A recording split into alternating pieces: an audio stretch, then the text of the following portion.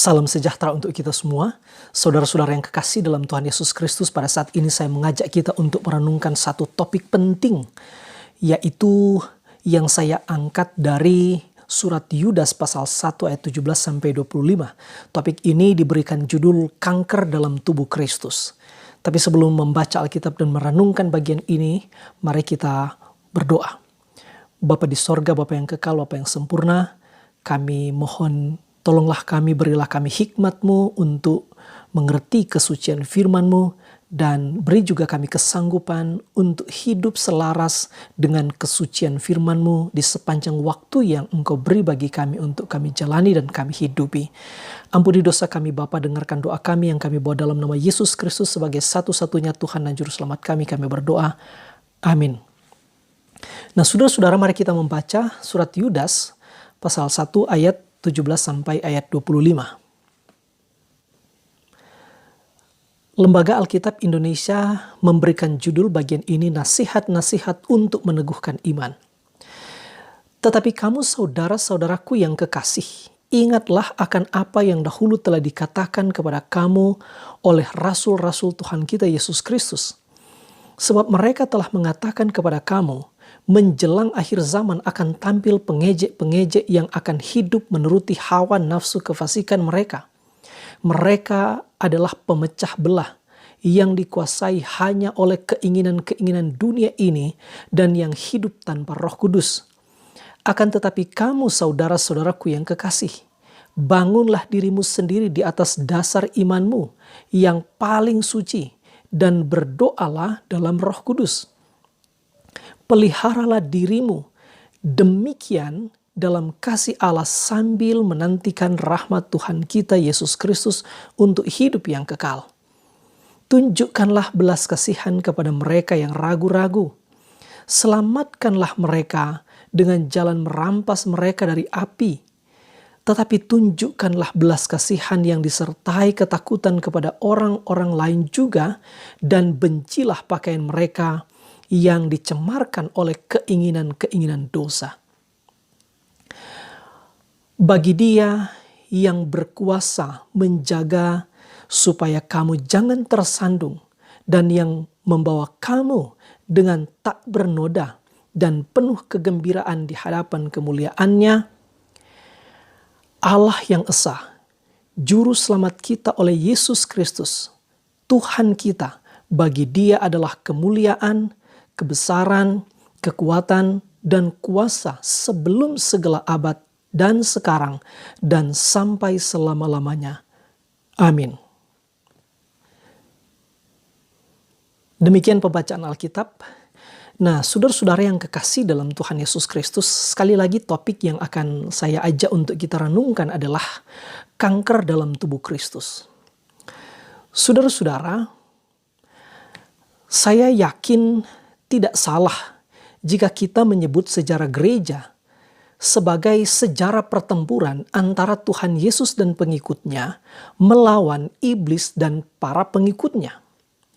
Atau dengan kata lain, iblis selalu saja berusaha menyerang dan bahkan menghancurkan pengikut Kristus atau gereja, baik dari luar maupun dari dalam.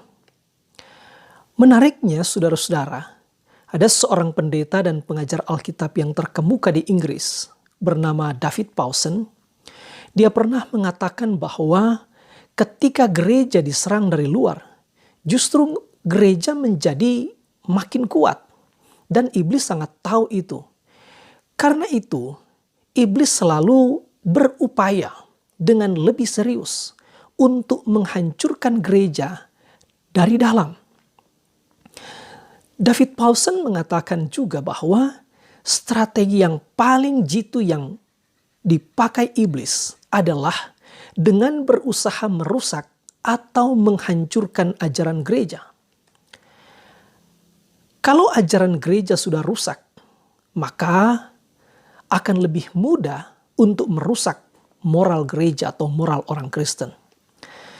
Saudara-saudara yang kekasih dalam Tuhan Yesus Kristus, Tuhan memakai mimbar gereja sebagai tempat pusat pemberitaan Injil, tempat memanggil orang berdosa untuk kembali kepada Tuhan dan tempat untuk menuntut hidup dalam kesucian. Tetapi mimbar jugalah yang paling sering dipakai iblis untuk merusak kekristenan. Jadi, mimbar adalah pusat di dalam gereja yang akan mempengaruhi maju atau mundurnya iman dan kehidupan jemaat. Dari mimbar gerejalah pengajaran yang memurnikan atau menyesatkan jemaat. Dari mimbarlah ajaran yang membangun atau menghancurkan akan disampaikan. Saudara-saudara, Tuhan bisa memakai pendeta atau penginjil atau pengajar atau pengkhotbah yang sejati untuk berdiri di atas mimbar. Tapi iblis juga bisa memakai pendeta atau penginjil atau pengajar atau pengkhotbah palsu untuk berdiri di atas mimbar yang sama. Di sini kita melihat betapa luar biasanya kuasa mimbar itu. Karena itu, baiklah setiap orang Kristen memperhatikan dengan teliti, memperhatikan dengan lebih sungguh-sungguh akan hal-hal ini. Saudara-saudara, hal-hal seperti itu sebenarnya sudah terjadi sejak gereja mula-mula. Surat Yudas yang baru saja kita baca menggambarkan bagi kita tentang hal itu dengan sangat jelas. Saudara, surat Yudas meskipun sangat singkat namun juga sangat tegas. Surat yang ditulis sekitar tahun 70 sampai 80 Masehi ini dirancang paling kurang untuk dua hal. Yang pertama, surat ini dirancang untuk menentang para guru palsu yang fasik. Yang kalau saudara baca dari ayat 1 dikatakan, dari ayat-ayat awal dikatakan, para guru palsu ini telah menyusup ke dalam jemaat. Dan yang terang-terangan berhaluan antinomianisme. Saudara tahu, istilah ini menjadi penting untuk disampaikan. Karena sangat menolong kita untuk mengerti apa yang terjadi di balik surat Yudas ini. Antinomianisme sebenarnya adalah kata yang berasal dari bahasa Yunani. Kata anti dan nomos. Anti berarti melawan, nomos berarti hukum. Jadi antinomianisme berarti anti terhadap hukum atau peraturan. Jadi aliran ini mengajarkan bahwa orang-orang Kristen telah dibebaskan dari hukum Taurat dan tidak perlu melakukan hukum Taurat lagi. Karena orang-orang Kristen telah mendapat kasih karunia Allah. Memang aliran ini meyakini bahwa hanya iman dan bukan hukum moral yang diperlukan untuk mendapatkan keselamatan. Namun, ada bahaya dari ajaran ini adalah mereka memahami bahwa meskipun kita berbuat dosa, sebesar apapun dosa itu, asalkan kita tetap percaya kepada Yesus, maka Tuhan tidak akan menghukum kita. Mereka beranggapan bahwa anugerah Allah itu cukup luas untuk menutupi setiap dosa kita. Jadi sebenarnya mereka menyalahgunakan kasih karunia Allah. Itu yang dicatat dalam ayat 3. Padahal harus disampaikan bahwa ajaran yang benar adalah iman kepada Kristus harus diikuti dengan pertobatan dan hidup di dalam kekudusan. Saudara-saudara, dalam The Pulpit Commentary, demikian juga dengan pendeta David Fawson, dikatakan atau mereka mengatakan bahwa penyalahgunaan kasih karunia ini sebenarnya ibarat kanker paling fatal dalam gereja sebagai tubuh Kristus. Yang kalau dibiarkan lama-kelamaan akan merusak atau menghancurkan seluruh gereja. Saudara-saudara, Yudas menyebut guru-guru palsu itu juga telah menghina pernyataan rasuli tentang pribadi dan tabiat Yesus Kristus. Sebab guru-guru palsu ini menyangkal atau menolak Yesus Kristus sebagai satu-satunya penguasa dan Tuhan. Sudah lihat dalam ayat 4. Nah, saudara-saudara, bagaimana dengan zaman gereja sekarang? Bagaimana dengan, misalnya, saudara pernah mendengar ada konsep tentang Allah Tritunggal yang dikenal dengan modalisme atau subordinatif yang masih ada sampai hari ini. Misalnya, ajaran Tritunggal menurut konsep atau aliran modalisme, mereka beranggapan bahwa benar Allah itu Allah Tritunggal, tapi mereka memahami Allah Tritunggal itu dengan cara seperti ini. Allah Tritunggal itu misalnya menyatakan diri secara berbeda di waktu yang berbeda. Itu antara lain pandangan mereka. Maksudnya begini, yang dimaksud dengan Allah Bapa, Allah Anak, Allah Roh Kudus, itu sebenarnya hanya satu pribadi. Tapi dia tampil secara berbeda di waktu yang berbeda. Pada awalnya yang muncul itu, pada pertama-tama yang muncul itu adalah Allah Bapa dalam perjanjian lama. Lalu setelah kemudian datang Allah Anak, yaitu Yesus Kristus. Nah, ketika Allah Anak tampil, masa Allah Bapa berhenti dan Allah Bapa itu berhenti ada. Lalu setelah Yesus naik ke sorga dan kemudian turun di hari Pentakosta, Allah Roh Kudus. Maka setelah zaman Yesus, sejak Pentakosta sampai sekarang, yang bekerja itu adalah Allah Roh Kudus. Ketika Allah Roh Kudus tampil, maka secara otomatis keberadaan dari Allah Bapa dan Allah Anak itu berhenti ada, berhenti bekerja. Jadi sebenarnya secara sederhana bisa digambarkan seperti ini. Misalnya saya, Habil Lasut, kalau di rumah saya menjadi suami. Kalau di jalan saya bisa menjadi sopir. Dan kalau di atas mimbar saya bisa menjadi pendeta. Jadi suami, sopir, pendeta. Sebenarnya satu pribadi tapi tampil secara berbeda di waktu yang berbeda. Itu konsep mereka tentang Allah Tritunggal. Ini pengajaran sesat. Tapi saudara tahu, jemaat harus tahu, sampai hari ini ajaran-ajaran seperti itu masih ada di dalam gereja. Atau ada juga yang disebut Tritunggal subordinatif. Ajaran ini mengatakan bahwa Allah Bapa kekuasaannya lebih besar daripada Allah Anak. Allah Anak itu memang kekal. Dia sudah bersama-sama dengan Allah Bapa sejak kekekalan. Tetapi kedudukannya, kekuasaannya lebih rendah dari Allah Bapa karena Allah Anak itu adalah ciptaan, bukan pencipta. Nah, ini ajaran yang salah. Lalu Allah Roh Kudus itu kedudukannya lebih rendah dari Allah Bapa dan Allah Anak. Itu secara sederhana. Tapi maksud saya untuk menggambarkan bahwa penolakan tentang kekuasaan satu-satunya, ketuhanan satu-satunya dari Yesus Kristus yang terjadi di gereja mula-mula, guru-guru palsu yang dilakukan oleh guru-guru palsu, yang diajarkan oleh guru-guru palsu, sebagaimana yang dikritik oleh Yudas, itu sebenarnya juga terjadi sampai hari ini. Kemudian, bagaimana pula dengan pemikiran-pemikiran pluralisme? Pluralisme agama secara khusus. Yang di satu pihak mendorong semua agama, secara khusus mendorong orang Kristen untuk menghormati kemajemukan agama. Tetapi sekaligus menyimpan bahaya.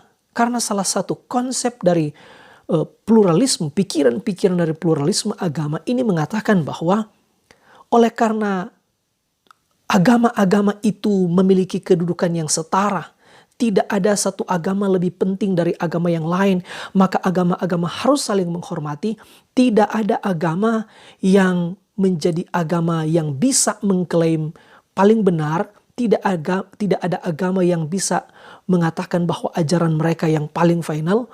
Semua agama harus dihargai sama, tetapi sekaligus mengatakan bahwa Ada banyak jalan menuju keselamatan.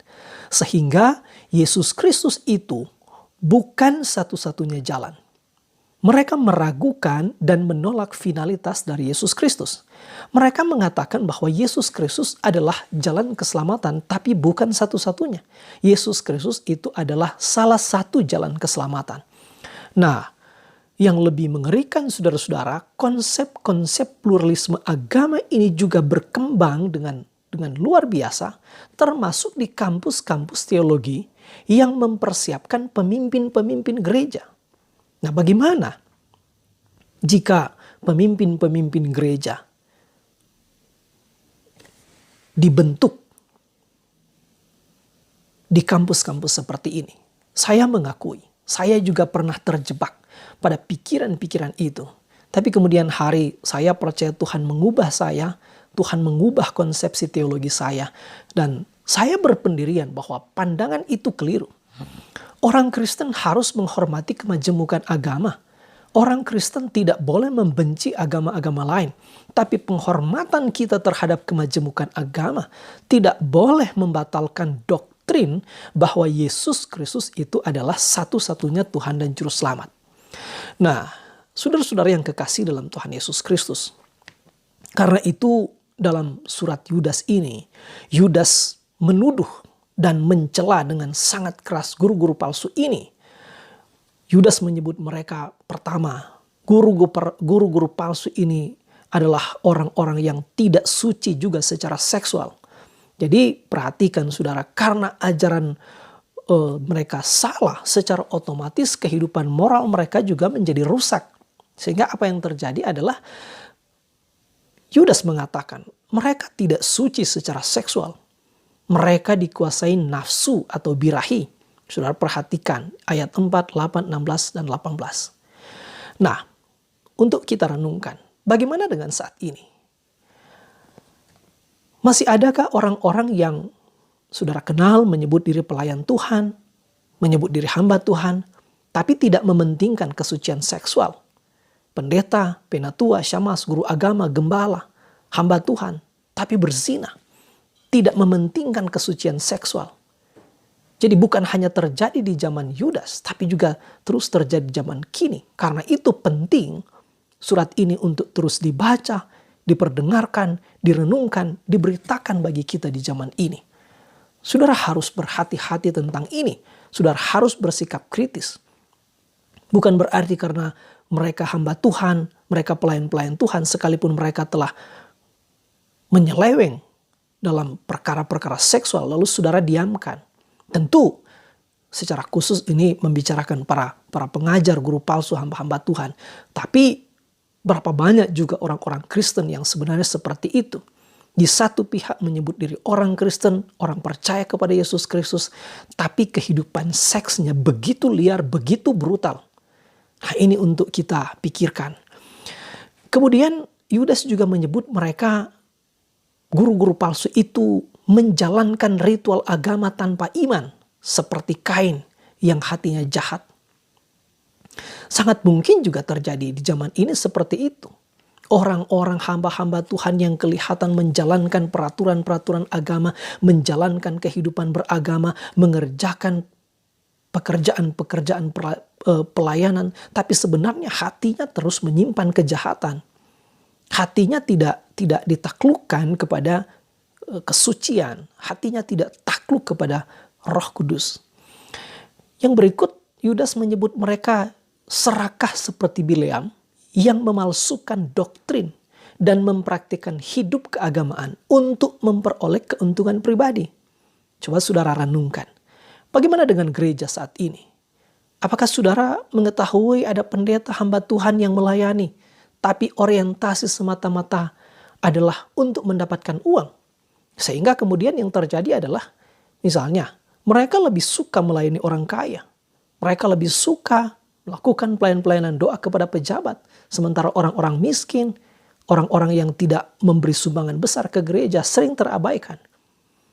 Kalau ada orang-orang seperti itu, ada hamba-hamba Tuhan seperti itu di zaman ini, merekalah yang disebut penyesat. Merekalah yang disebut Yudas sebagai guru-guru palsu. Kemudian, Mereka, guru-guru palsu itu dikatakan Yudas suka memberontak atau menolak pimpinan yang mendapat otoritas Allah seperti Musa dalam kasus Korah. Mereka, Korah maksudnya di sini, menolak Musa sebagai pemimpin yang sebenarnya mendapat otoritas Allah. Nah, Yudas mempersamakan mereka seperti Korah. Kemudian Yudas menyebut mereka congkak, mereka penghujat, mereka penjilat. Sudah baca dalam ayat 8 dan 16. Untuk mendapatkan keuntungan pribadi. Apakah saudara mengetahui ada pelayan-pelayan Tuhan seperti ini? Menjadi penjilat. Misalnya, secara praktis. Dalam hal berkhotbah. Kenapa ada pendeta, ada pengkhotbah? Kalau berkhotbah kepada orang miskin, kadang-kadang marah-marah, berapi-api dengan tegas memberitakan firman. Tapi giliran pergi berkhotbah kepada orang-orang kaya, kepada pejabat, isi khotbahnya apa? Menyanjung-nyanjung. Hati-hati terhadap hal seperti itu. Isi khotbahnya adalah pujian-pujian. Bukan pujian kepada Tuhan, tapi pujian kepada orang kaya atau pejabat. Nah, hati-hati terhadap itu. Yudas juga menyebut mereka penipu. Ayat 4, ayat 12. Mari kita renungkan. Bagaimana dengan pendeta-pendeta saat ini? Misalnya, dengan ajaran-ajaran salah tentang persembahan, tentang persepuluhan. Berapa banyak pendeta yang sampai hari ini ada dalam gereja masih mengajarkan, berilah 1/10, maka Tuhan akan mengganti 100 kali lipat, 200 kali lipat. Itu penipuan. Itu bukan ajaran Alkitabiah.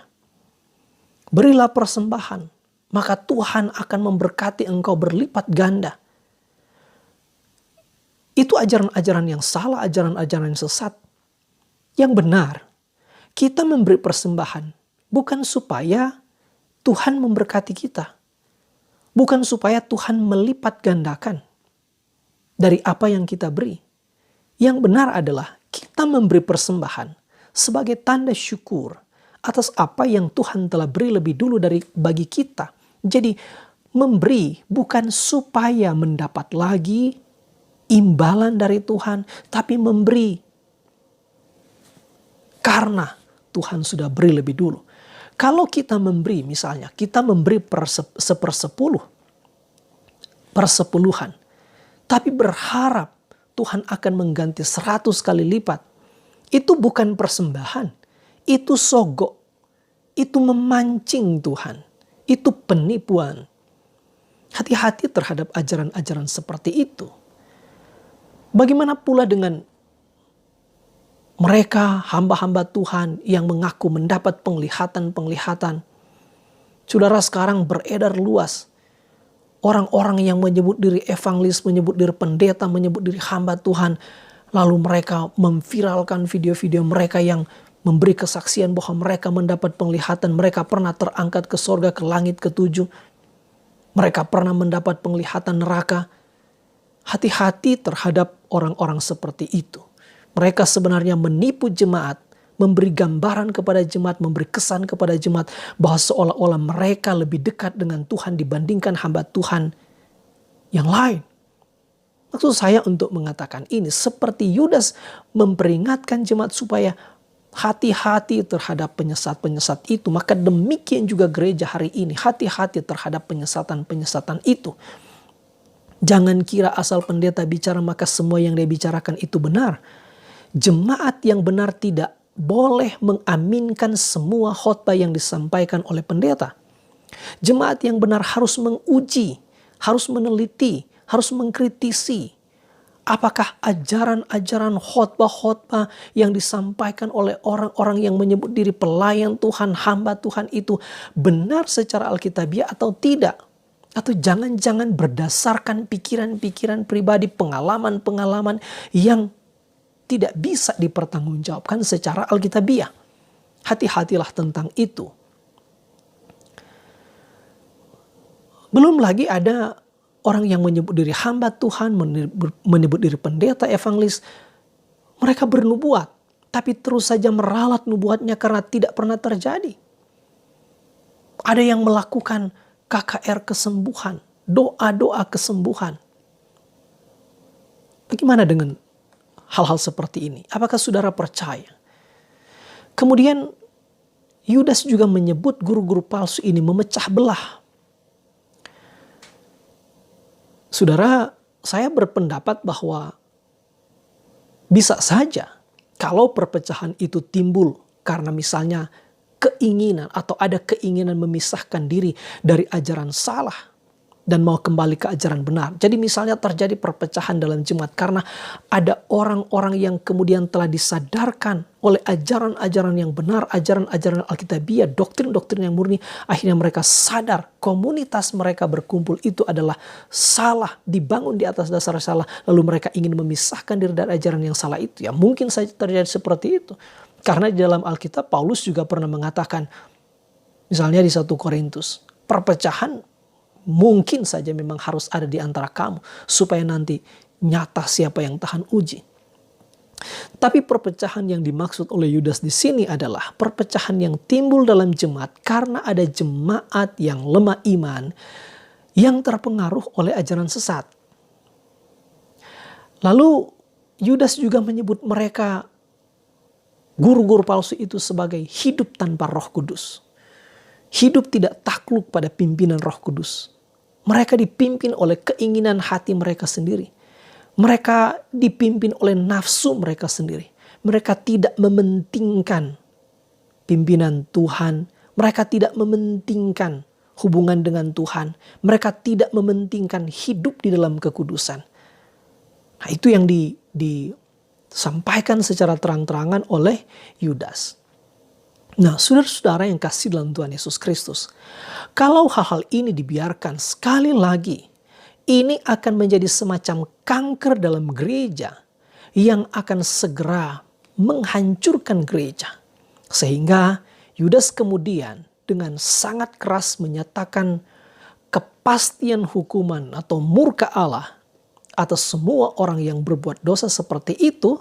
Dan Yudas menggambarkan dengan 3 contoh dari perjanjian lama. Pertama, Yudas memberi gambaran penghukuman itu seperti umat Israel yang pada awalnya diselamatkan dari Mesir.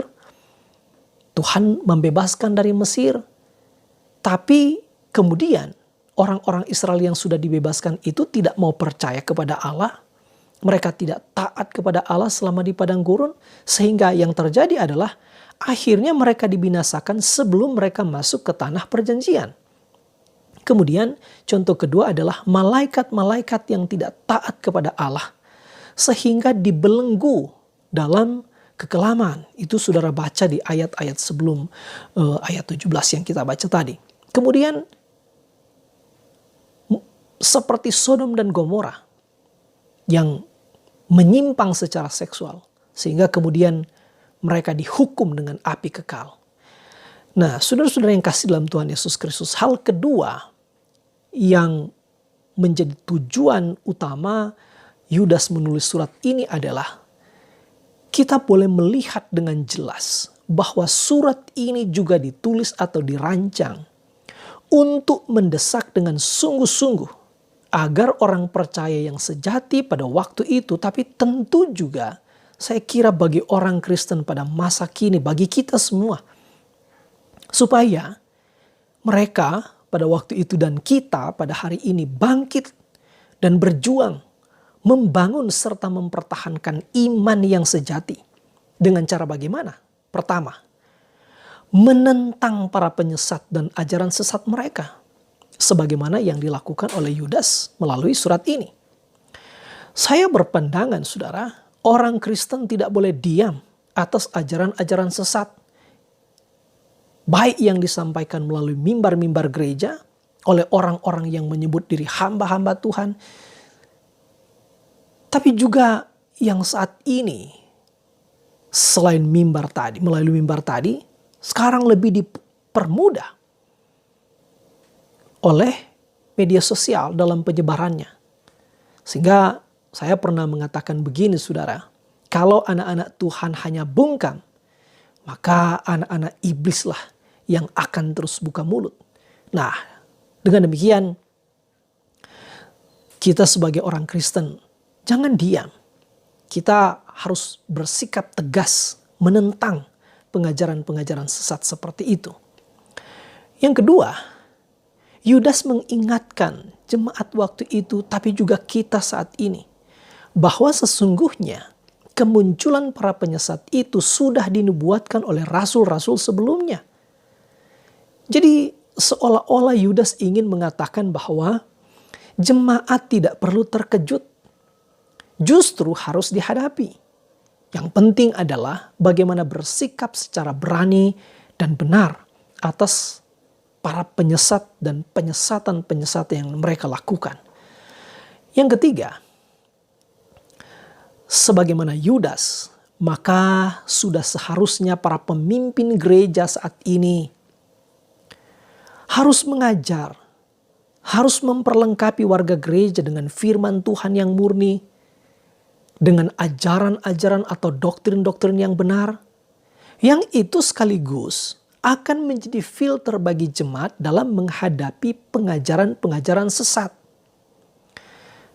Apalagi sekarang, saudara, di masa-masa pandemi COVID-19 ini, ada banyak gereja ditutup dalam tanda kutip. Jemaat tidak bisa datang lagi di gereja pada hari Minggu. Dan ini menjadi kesempatan, di satu pihak menjadi kesempatan para pengajar-pengajar sesat yang memanfaatkan kemajuan teknologi informasi ini untuk menyebarkan ajaran-ajaran mereka, tapi sekaligus ini menjadi bahaya bagi jemaat. Karena jemaat juga sekarang makin terbuka pada internet, mereka mengalami kehausan rohani, mereka mencari referensi-referensi untuk membangun iman mereka. Kalau mereka tidak punya filter yang baik, yang benar, maka kemungkinan untuk disesatkan terbuka lebar. Nah, karena itu harus menjadi perhatian serius dari kita sebagai hamba-hamba Tuhan. Yang keempat, Yudas juga mengingatkan, mendesak orang Kristen harus terus secara mandiri membangun kehidupan di atas dasar iman yang suci. Artinya, bukan membangun hidup di atas pikiran atau keinginan sendiri.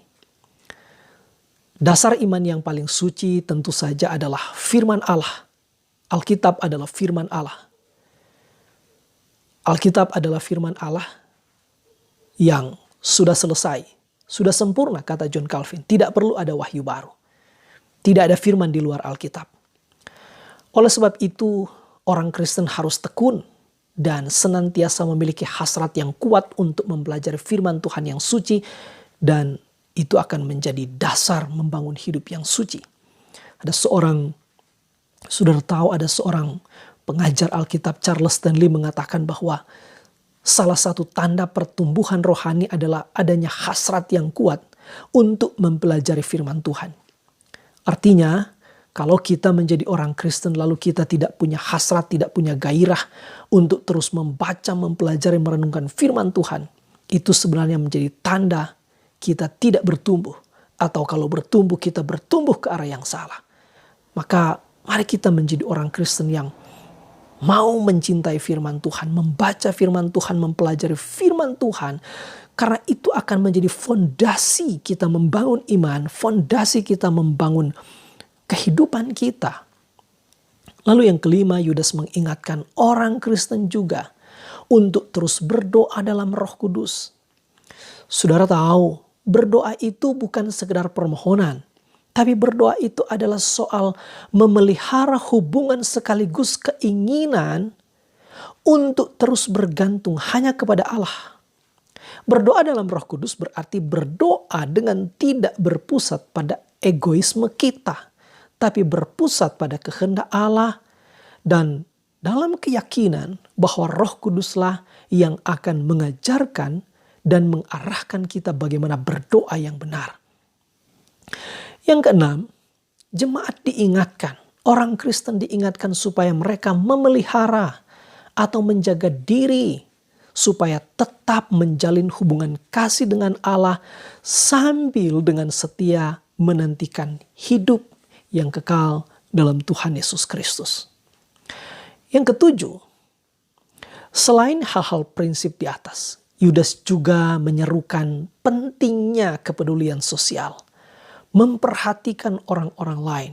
Dengan cara bagaimana?